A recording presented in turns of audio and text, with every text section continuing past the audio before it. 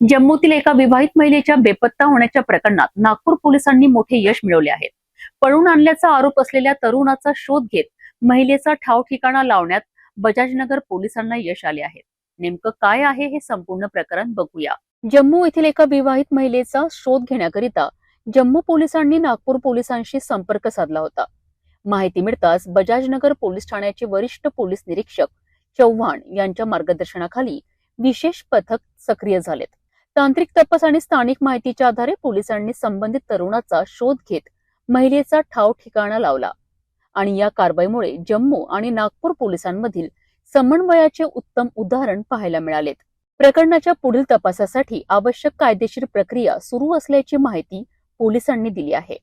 जम्मू येथून बहु कोर्ट म्हणून एक पोलीस स्टेशन आहे, तिथले अंमलदार आमच्याकडे आलेले होते। त्यांनी सांगितलं की तिथून एक मुलगी मिसिंग आहे। ती मुलगी मुस्लिम समाजाची आहे आणि एका हिंदू समाजाच्या पोराने ते तिच्यासोबत आलेली आहे आणि मुलगी जी आहे ती लग्न झालेली आहे। तर त्याच्यामुळे त्यांच्याकडे थोडा तणावपूर्ण वातावरण झालेलं आहे।